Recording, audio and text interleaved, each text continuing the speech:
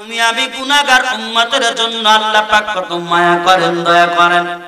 এই মায়া দয়া এমনি আপনি না, একমাত্র আমার মায়ার নবীর জন্য। নবীর জন্য শুধু আল্লাহ পাক নবীকে ভালোবাসে, নবীও আল্লাহ পাককে ভালোবাসে। মহব্বতের বাঁধন, যার কারণে আদরের উম্মতকে মাঝে মাঝে এমন কিছু সময় আল্লাহ পাক দিবেন বলে পুরা জিন্দেগীর গুনাহ বান্দা মাফ করাইতে পারলে আমি মাফ করে দেব। শবে বরাত এই রকম রাত্রে আমাদের সামনে 14ই শাবান দিবাগত রাত্রি আল্লাহ পাক শবে বরাত, সব মানে রাত্রি ফারসি শব্দ, সব মানে রাত্রি, বরাত আরবি শব্দ, মানে আল্লাহ পাক এরকম করে মাফ করনে ওয়ালা, গুনাহ মাফ করনে ওয়ালা, যাকে আমরা এক কথাই বলি ভাগ্য রজনী। শবে বরাত, এই শবে বরাতের রাত্রিতে আল্লাহ পাক তার বান্দাদের ভাগ্য রজনী লেখে, ভাগ্যের তকদির লেখে। 4 ইঞ্চি কপালের মধ্যে বান্দা এরকম করে এই বছরের মধ্যে কি পরিমাণ খাবার খাইবে, কি পরিমাণ এরকম পানি পান করবে, কি পরিমাণ বান্দা এইরকম করিয়া আমি মাওলা পাকের থেকে ডোনেশন পাইবে, কি পরিমাণ হায়াত পাইবে, কি পরিমাণ এরকম করে তার সুখ এরকম ধন দৌলত পাইবে।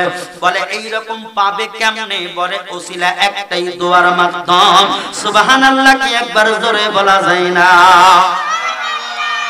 দান করলে আল্লাহ পাক হায়াত বাড়ায়া দেয়। যদি কোনো বান্দা শবে বরাতের রাত্রিতে দান করে, শুধু তাই না, শবে বরাত কেন, এমনি এমনি সময়ে যদি কোনো বান্দা বেশি বেশি দান সদকা করে, আল্লাহ পাক বালা কাটে, হায়াতে রশি বাড়ায় দেয়। সুবহানাল্লাহ বলেন। ওই শবে বরাতের রাত্রি, আরে মুসলমান, ঘুমানোর রাত্রি না, ঘুমানোর রাত্রি না। এই রাত্রিতে ইবাদত করা লাগবে, ইবাদত করো, কারণ তুমি গুনাহগার। সারাটা বছর কাটাইলা নাফরমানি ভাবে, নামাজ নাই, রোজা নাই, জিকির নাই, তোমার ঘরে কোরআনের তেলাওয়াত নাই, তুমি কোরআনের তেলাওয়াত করো না, নামাজ পড়ো না, বেনামাজের ঘর তোমার। তোমার ঘরের মধ্যে উজার বিটা হয়ে গেছে, আল্লাহ আল্লাহ জিকিরের শব্দ নাই, টেলিভিশনের শব্দ, তোমার ঘরের মধ্যে নামাজের কেরাত নাই, তোমার ঘর গান বাজনার ঘর, এই ঘরের মধ্যে তাকিয়া পাপী হইয়া গেছো রে বান্দা। অথচ মায়ার নবী, এমন নবী আমার, তোমার আমার জন্য অনবরত কান্না করে। ওই মদিনার পানে শুইয়া শুইয়া হাবলে উম্মতি বলে কান্না করে রে বাবা। যেই নবী তুমি আমি গুনাহগার উম্মতের জন্য কান্না করে, অথচ তুমি আমি কেমন উম্মত, কেমন উম্মত, মায়া নাই, দয়া নাই।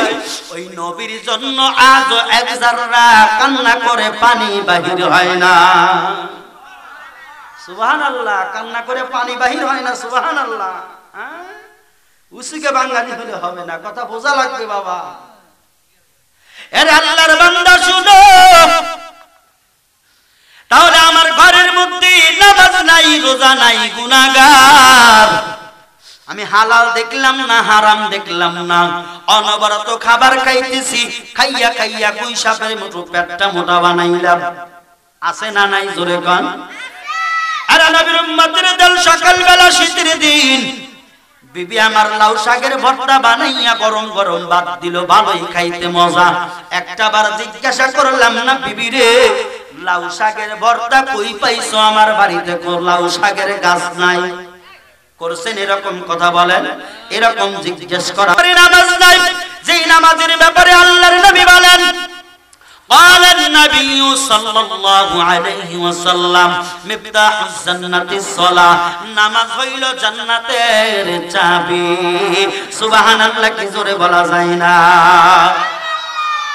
নামাজ কিসের চাবি? জান্নাতের চাবি। এই নামাজ যদি না পড়া হয়, অথচ নামাজ বাদ দিয়ে মানুষ কাজের উপরে ব্যস্ত, বলে নামাজ বাদ দিয়ে কাজকর্ম করিয়া ওই বিবিরে খাওয়াও, তুমি তোমার ছেলে মেয়েদেরকে খাওয়ানোর কাজে বড় পেরেশান, তোমার সংসার ভালো চলবে, যার কারণে নামাজটারে বাদ দিয়ে তুমি কর্ম করলা। এরে আল্লাহর বান্দা, তুমি জানো না ওই মালাকাল মাউত না জানি কখন তোমার সামনে হাজির হয়ে যাবে। কত মানুষ ঘুমের ঘরে মারা গেল, কত মানুষ কর্ম করতে গিয়ে দুনিয়ার থেকে বিদায় নিয়ে চলে গেল, কত মানুষ না সাপ খেলা দেখায় ওই সাপের সফলেই দুনিয়ার থেকে বিদায় নেয়, কত মানুষ এরকম টলি চালাইতে চালাইতে মারা গেল, কত মানুষ যে যেই কর্মে গেল ওই কর্ম করতে করতে টাস করে দুনিয়ার থেকে বিদায় নিয়ে গেল। এরে বাবা তুমিও যাইবা একদিন, আমিও যাব, কি নিয়ে যাইবা তোমার মনে কি ভয় নাই? এই জন্য আল্লাহ বলেন আমার বান্দারা তো গুনাহগার হবে, গুনাহগার।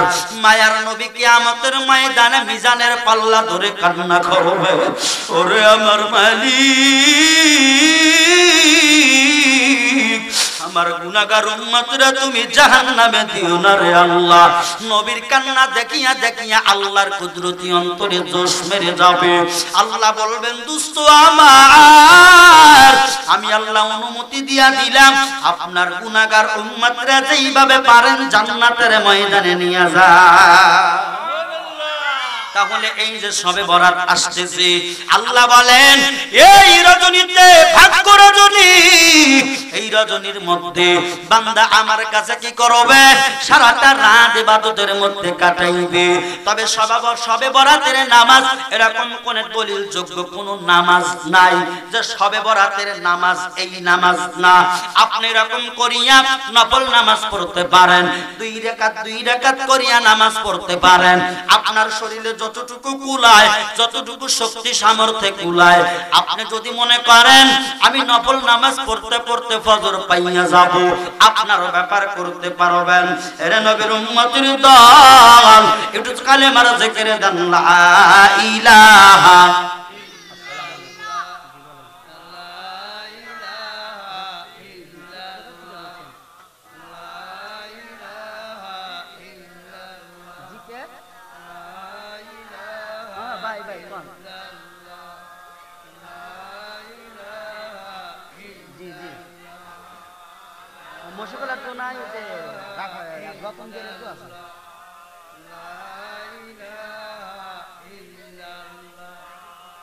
আচ্ছা আমি একটু বয়ানটা শেষ করে দেই ভাই, আমি আপনাকে ফোন দিয়ে দেবো না। লা ইলাহা লা ইলাহা ইল্লাল্লাহ মুহাম্মাদুর রাসূলুল্লাহ সাল্লাল্লাহু আলাইহি ওয়াসাল্লাম। বলতেছিলাম রে দাঁতপুরের ভাই, এর আদরের যুবক, কতটা রাত তুমি মোবাইলের মাধ্যমে কাটাইছো, কতটা রাত তুমি এরকম করে গুনার কাজে কাটাইলে। একটু আসেন না বাবা, চাপে আসেন তো, একটু চাপে আসেন, একটু জিকির দেন লা ইলাহা। কে বলে আল্লাহর পাগল নাই, কোরআনের প্রেমিক নাই? যা দেখেন এত গুনাহ জায়গা করছে তারপরও মানুষ আসে না। একটু জোরে দেন, জিকির দেন, আর আগে আসেন লা ইলাহা ইল্লাল্লাহ, জোরে লা ইলাহা লা ইলাহা ইল্লাল্লাহ মুহাম্মাদুর রাসূলুল্লাহ সাল্লাল্লাহু আলাইহি ওয়াসাল্লাম। এরা যুবক বলতেছিলাম কত রাত কত দিন চলে গেল, তোমার এরকম করে গুনার কাজে তুমি কত না ফরমানি করলা, তুমি এক ওয়াক্ত নামাজ পড়ো না, তোমার সামনে দিয়ে নামাজিরা মসজিদে যায়। যুবক রে, কত যুবকের মরণ হয়ে গেল। মা কান্দে, কে কোথায় আছো? আয় আয়, আমার সন্তান ঘুম থেকে ওঠে না, দুনিয়ার থেকে বিদায় নিয়ে গেছি, আমার কলিজার দল নাই, মাটির কবরে যাবে। কত মা না আর্তনাদ করিয়া কান্না করা। এই জন্য বলি যুবক, দাঁতপুরের যুবক ভাইরা, মা বোনেরা শুনো, এই জন্য আল্লাহ পাক গুনাহ মাফ করানোর জন্য সবে বরাত নামে রাত্রি দিলেন, সবে কদর নামে রাত্রি দিলেন। যেই সবে কদরের রাত মাহে রমজানের শেষ দশকে গিয়া আল্লাহ পাক বেজর রাত্রিতে দিয়েছেন। আমি এত কথা বলতে পারবো না, হয়তো আমার আজরাইল না জানি কখন আইসা যায় বয়ানের আজরাইল। আমি অল্প সময় সারিয়া দেব, কিছু কথা আমি বলতে চাই, মনের মধ্যে আমি নিয়ে আসছি। রে আল্লাহর বান্দা তাকাইয়া দেখো, এই জন্য সবে বরাতের রাত্রিতে তুমি এরকম করিয়া যত রাত্রিতেই তুমি কাটাইলা, মোবাইল ফোনে কাটাও, সমস্যা নাই। তবে তোমাদেরকে আমি অনুরোধ করিয়া যাই রে বাবা, মাগরিবের নামাজের পরে একটু গোসল করবা। তবে এই গোসল কিন্তু সওয়াবের জন্য হয় না, এই গোসল করে যেন শরীরটা ইবাদতের জন্য চাঙ্গা থাকে। কথা বলেন ঠিক কিনা? যদি আপনি গোসল করিয়া যদি মসজিদে যান, মনের মধ্যে প্রফুল্লতা বাড়ে, তবে এই গোসল করার দ্বারা কোনো সওয়াব নাই, এটা আবার মনে করেন না। জানেন কথা ঠিক আছে? এই মহিলা ওনারা এসে ওয়াজ করে, কত জোরে কথা কয় কে রে বা? আত্মায় যদি না আসে মাইকে এসো, কি গান? আরে আল্লাহর বান্দা শুনো, এইবার তাকায় দেখো যে কথা বলতেছিলাম, ওই রাত্রিতে বাবা যে যত পারবেন বেশি বেশি নফল নামাজ আদায় করবেন। এর আল্লাহর বান্দা যেইভাবে নফল নামাজ অন্য অন্য বেলায় আদায় করেন ওইভাবেই পড়বেন। এরপরে আফজালুল কোরআন, তেলাওয়াতে কোরআন উত্তম ইবাদত, নফল ইবাদত, নফল ইবাদতগুলো বেশি বেশি করবেন। কোরআনুল কারীম পড়বেন, কোরআনুল কারীম যে যত পারবেন বেশি বেশি পড়বেন। এরপরে আবার ঘুম ধরতেছে, ভালো লাগে না, আবার কোরআনুল কারীম রাখিয়া তাসবিহ খানা হাতে নিয়ে আল্লাহ আল্লাহ আল্লাহ আল্লাহ জিকির করতেন। জিকির করতে করতে হয়তো আবার মনে চাইলো রাসূলের উপরে একটু দরুদ শরীফ পড়তে। সুবহানাল্লাহ কি একবার জোরে বলা যায় না? ইবাদত করো, ইবাদত করো। ওই শবে বরাতের রাত্রিতে বাবা ইবাদত করিয়া তাহাজ্জুদের মুসল্লায় দাঁড়ায়া কান্না করো, আমার দয়ার মাওলা রে,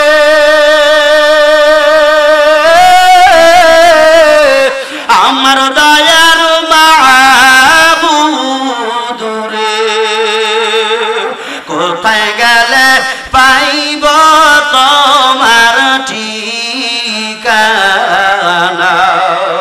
তোমারে খুঁজিয়া আমি পাইলাম না। মারহাবা কি জোরে বলা যায় না? আমার দয়ার মাওলা রে,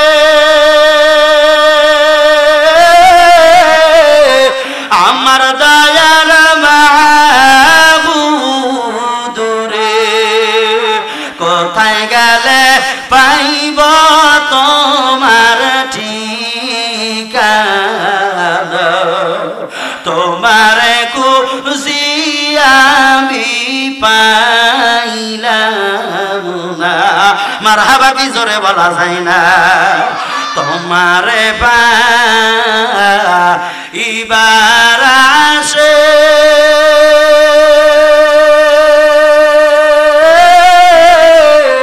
গুরিয়া বিদেশ বিদেশে। আল্লাহু আকবার জোরে। তোমারে খুঁজিয়া আমি পাইলাম না, তোমারে খুঁজিয়া আমি পাইলাম না। মারহাবা কি জোরে বলা যায় না? এরকম করে রুনাদারি করে মালিকের দরবারে কাঁদো কাঁদো বাবা কাঁদো। আল্লাহর কাছে যদি কান্না কবুল হয়ে যায়, আল্লাহ বলবেন বান্দা লাব্বাইকা আবুদি, বান্দা হাজির আমি, বলো তুমি কি চাও? এত গভীর রজনীতে বান্দা তুমি কি চাও রে বান্দা? বান্দা যদি ওই সময় কান্না করে বলে আল্লাহ আমি গুনাহগার না ফরমান, ও আল্লাহ আমার কাছে কিছুই নাই, আমি গুনাহগারের ভাগীদার, আল্লাহ আমার জীবনের গুনাহ তুমি মাফ কইরা দাও রে মালিক। ও মালিক আমার টাকা নাই, গাড়ি নাই, বাড়ি নাই, আমার সংসার বড়, আমার টাকার অভাব, গাড়ির অভাব, বাড়ির অভাব। আল্লাহ বলবেন বান্দা শুনো শুনো, তুমি আমার কাছে যেই পরিমাণে কান্না করতেছো, কান্না করার আগে বান্দা তোর যা যা প্রয়োজন আমি আল্লাহ সেই প্রয়োজন গুলা তোরে দিয়ে দিছি। আল্লাহ আল্লাহ কে মুবারক নাম হায় আল্লাহ আল্লাহ আশিকু কা কাম হায় আল্লাহ আল্লাহ ইসে শিরিন স্তনাম শির সাকার মিকুনাত জামাম তামাম আল্লাহু আকবার কি জোরে বলা যায় না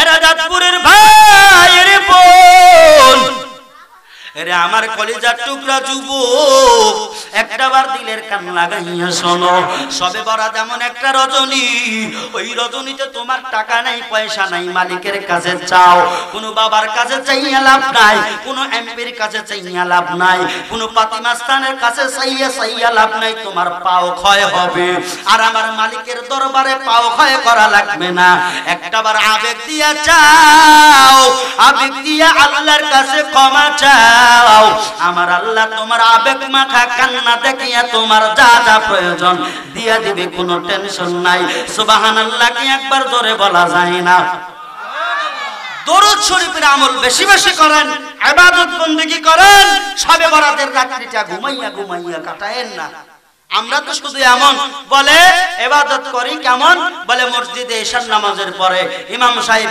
2-4 ঘন্টা আলোচনা করে কিছু জায়গায় রাজদার করিয়া 10:30টার মধ্যে জিলাপির পোটলা খিচুড়ির পোটলা বিনারির পোটলা যাই বলেন না কেন তাবারক দেয় এরপরে আমরা যার যার মতো কিংবা রুটি হালুয়া বানাই এইগুলো সরাসরি করে 10টা 10:30টার মধ্যে এসে বাড়িতে এসে ঘুমাই এই দেখি সবে বরাত পালন করা হইল সারা রাত্রি আপনি ইবাদত করেন আল্লাহর রাসূল এই রজনীতে এরকম জান্নাতুল বাকির ময়দানে গিয়া এরকম দোয়া করতেছেন মা আয়েশা রাদিয়াল্লাহু তাআলা আনহা রাসূলের চুপি চুপি পা ধরে ধরে গেলেন সুবহানাল্লাহ একবার জোরে বলেন হঠাৎ করে রজনী গভীর হয়ে গেল নবী আবার ঘরে নাই বলে নবী ঘরে নাই মা আয়েশা ডাইনে দেখে নাই মায়ার নবী নাই বামে দেখে নাই মা আয়েশা রাদিয়াল্লাহু তাআলা আনহু অন্য বিবিদের ঘরের মধ্যে খবর নিলেন বলে নবী নাই মা আয়েশা রাদিয়াল্লাহু তাআলা আনহু একটু ভয় পাইলেন কি রে ব্যাপার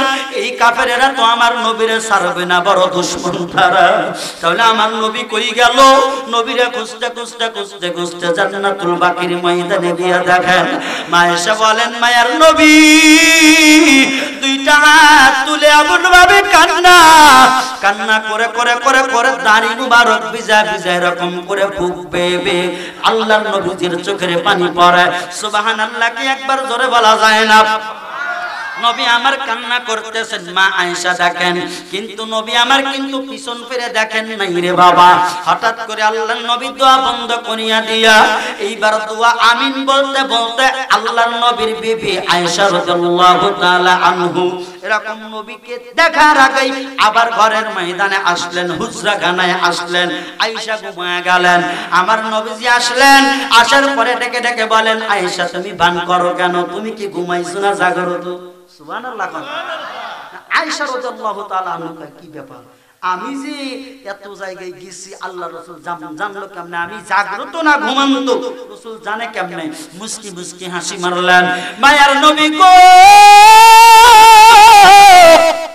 আমি আয়েশা ঘুমাইছি না জাগ্রত আপনি কেমনে জানেন নবী আমার বলেন আয়েশা আমি বাইতুল এরকম জান্নাতুল বাকিতে গিয়ে আমি দোয়া করতেছিলাম তুমি আমার পিছু নিয়েছো কেন আয়েশা কয় হইছে বাবা আপনি এটাও দেখছেন আল্লাহর নবী বলেন আয়েশা আমার আল্লাহ সামনে আমারে যতটুকু দেখায় পিছনে আমার চক্ষু না থাকলেও পিছনেও ততটুকুই দেখায় সুবহানাল্লাহ বাজ্য এখন আরো জোরে কোন সুবহানাল্লাহ সাদোয়া ভাবলে আমি কিনে দেব আরো জোরে কোন সুবহানাল্লাহ আল্লাহর নবী বলেন আমি ডাইনে যতটুকু দেখি বামে আমি ততটুকুই দেখি আরে আয়েশা কি জন্য আমার পিছু তুমি নিলা আয়েশা বলেন মায়ের নবী গো আমি এই জন্য আপনার পিছু নিয়েছি কারণ এই মক্কা মদিনার জমিনে আপনার উপরে অত্যাচারের কোনো অভাব নাই কাফেরের কোনো অভাব নাই শত্রুর কোনো অভাব নাই আমি গভীর রজনী হয়ে গেছে আমি পেরেশান হয়ে গেলাম আমার নবী কই আমার আদরের নবী কই মোর মায়ের নবী কই, এই নবীরে না দেখলে আমি আয়েশার কলিজা ঠান্ডা হয় না। এই জন্য আপনাকে খোঁজাখুঁজি করার জন্য গিয়ে আমি দেখি আপনি অনবরত কান্না করতেছিলেন। কেন গেলেন জান্নাতুল বাকির ময়দানে? নবী আমার ডেকে বলেন, আয়েশা শুনো, আজকে এমন একটা রজনী জিবরাইল আমিন আমার কাছে আসলেন আর আমারে বললেন, নবী গো, আজকের রাত্রি আপনার উম্মতের জন্য আল্লাহ বাজেট করেছেন 14 শাবান দিবাগত রাত্রি। এই রাত্রি হলো ভাগ্য রজনী, আপনার উম্মতের ভাগ্য রচনা করা হবে। মায়ার নবী গো, এই রাত্রে যে যেই দোয়া করবে আল্লাহ পাক কবুল করবেই করবে। সুবহানাল্লাহ বলেন। নবী গো, আপনি দাঁড়ান, আপনি এরকম করে দোয়া করুন, আপনার উম্মতের মধ্যে জানাইয়া দেন। এ আয়েশা শুনো, এই জান্নাতুল বাকির ভিতরে কত মানুষ কবরস্থ, আমি তাদের জন্য দোয়া করলাম। এ আয়েশা শুনিয়া নাও, আজকে রাত্রিতে যারা মালিকের দরবারে কান্না করবে আল্লাহ পাক তাদের জীবনের গুনাহ খাতা মাফ কইরা দিবে। সবে বরাতের রাত্রিতে বাবা ঘুমায়েন না, একটু মসজিদে থাকার চেষ্টা করেন। দুই চার রাকাত নামাজ পড়ি এই টাস করে এসে পল্টি মারে, আছে না নাই? কথা কয় না, আছে না নাই? আছে। অথচ আমাদের মধ্যে একটা ভুল মতনক্য, আমরা সবে বরাতে জিয়ারত করি, আমরা দল বেঁধে বেঁধে যাই। আল্লাহর রাসূল যে মায়ের সাথে দেখলেন, আল্লাহর রাসূল যে কবরস্থানে গিয়ে দোয়া করলেন, জিয়ারত করেন, করতে হবে, এটা আছে, আল্লাহর রাসূল করছেন, তো দল বেঁধে বেঁধে যান নাই। এখন অনেকের যাইতে ভয় লাগে, এটা ভিন্ন বিষয়। কি কর, ওটা ভিন্ন বিষয়। তবে আল্লাহর রাসূল জিয়ারত করেছেন, আমরাও জিয়ারত করব। আমাদের মা বাবা আত্মীয় স্বজন মাটির কবরে আছে না নাই? তাদের কাছে গিয়ে আমরা দোয়া করব। আল্লাহ পাক আমাদের দোয়া যদি কবুল করে তো মা বাবার কবর আল্লাহ পাক মাফ করে দিবেন। সুবহানাল্লাহ। দরুদ শরীফের আমল করো করো। এই রাত্রিতে দরুদ শরীফের আমল কত বড় বরকতপূর্ণ তুমি জানো না। আমি এই ঘটনা বলে আমার বয়ান শেষ করে দিব। প্রধান মেহমান আসবে, আমি আশা করি আমার এই বয়ানের মাঝখানে উনি আসবেন না, শেষ হওয়ার পরে আসবেন। আমি অল্প সময়ে কিছু কথা বলবো। এই যে দরুদ শরীফ বিষয়ে তাকায়া দেখেন, দরুদ শরীফ বললেন আল্লাহ পাকের নবীর উপরে যদি কেউ দরুদ শরীফ পড়ে 10টা গুনাহ আল্লাহ মাফ করে, 10টা রহমত তার আমলনামায় দিয়ে দেয়। সুবহানাল্লাহ বলেন। এরা নবীর উম্মতের দল, ওই মায়ের নবীর উপরে বেশি বেশি দরুদ পড়ো, কারণ আল্লাহ পাকের নবীর উপরে দরুদ পড়লে লাভ বড় বেশি, বড় বেশি। শবে বরাতের রাত্রিতে নামাজ পড়েন, নফল নামাজ, এরপরে কোরআনুল কারীম তেলাওয়াত করেন, জিকির করেন, দরুদ শরীফ পড়েন। এই জন্য দরুদ শরীফের ফজিলতটা আমি এই জন্য বলবো। দেখেন একটা দরুদ শরীফ পড়লে কত বড় ফজিলত আল্লাহ পাক দান করেন। আল্লাহর এক ওলি ছিলেন শিবলি রাহমাতুল্লাহি আলাইহি, মারহাবা জোরে বলেন।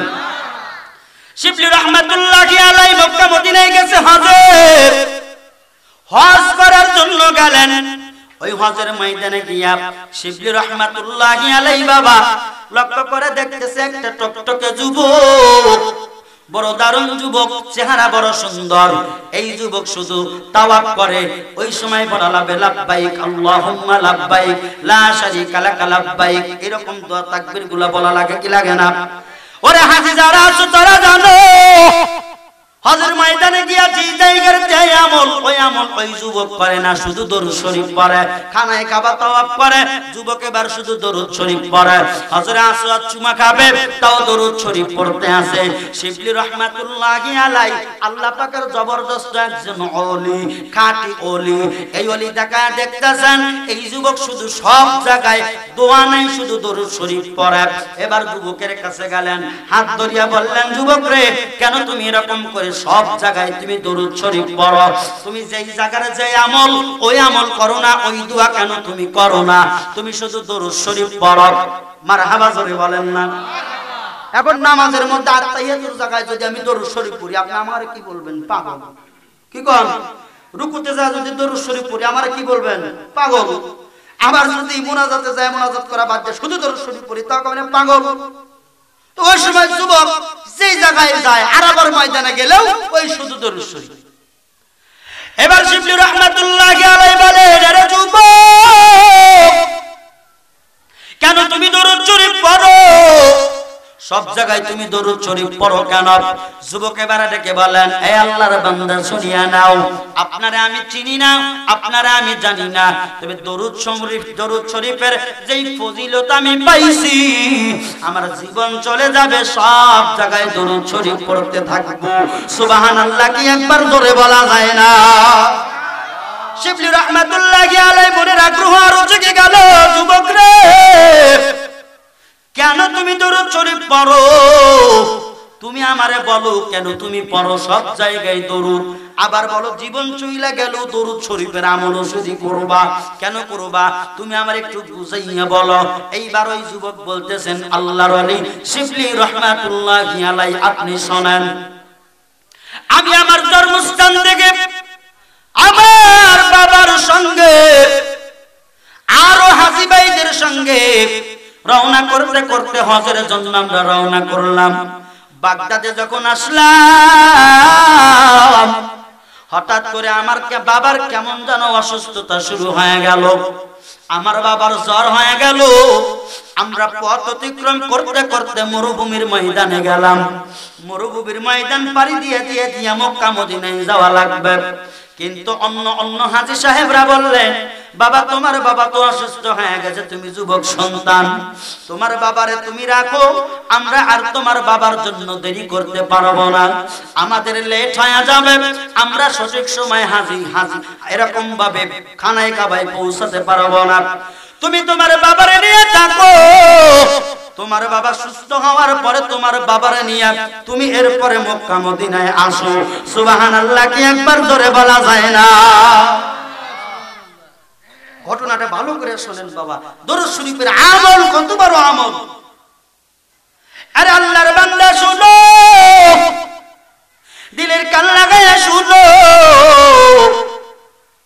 ওই আল্লাহর বান্দা যুবক বাবারে নিয়া অসুস্থ বাবা সবাই পালাইয়া বাবা যখন হজের ময়দানে গেলেন, যুবক চিন্তা করলেন, আল্লাহ আমার বাবা অসুস্থ, বেশি অসুস্থ হয়ে গেল, আমি কি করবো রে আল্লাহ। যুবক এইবার বাবার খেদমত করতে করতে বাবার চোখ দুইটা বড় বড় হয়ে গেল, মুখখানা কেমন যেন বিকৃত অবস্থা হয়ে গেল। আল্লাহর বান্দা, আরে দাঁতপুরের মুসলমান তাকাইয়া দেখো, এবার ওই যুবক দেখতেছেন তার আদরের বাবা দুনিয়া থেকে বিদায় নিয়ে চলে গেল। এমন বিপদ রে, কাছে মানুষ নাই, ডাইনে মানুষ নাই, বামে মানুষ নাই, সামনে পেছনে খালি। আপন বাবারে নিয়ে বড় দেহ পেরেশান, বাবার মরণ হয়ে গেল। যাইতেছিলাম হজের ময়দানে, আল্লাহ পাকের কাছে যুবক রোনা জারি করে, কিন্তু বাবা দুনিয়া থেকে বিদায় নিয়ে গেল। বাবা কত আদর করে মানুষ করেছে, এই ময়দানে যাদের বাবা নাই তারা জানো বাবা না তোমার একটা মাথার উপরে বট গাছ, তাই না? বলেন ঠিক কিনা? বাবা যারা নাই অর্ধেক শক্তি তার হাতের মধ্যে নাই।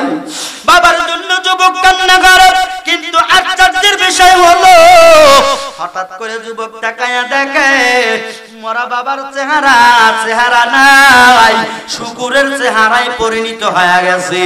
মারহাবাকে একবার জোরে বলা যায় না? আর জোরে বলেন মারহাবা। মানুষের আকৃতি থেকে শুকুরের আকৃতি হয়ে গেছে।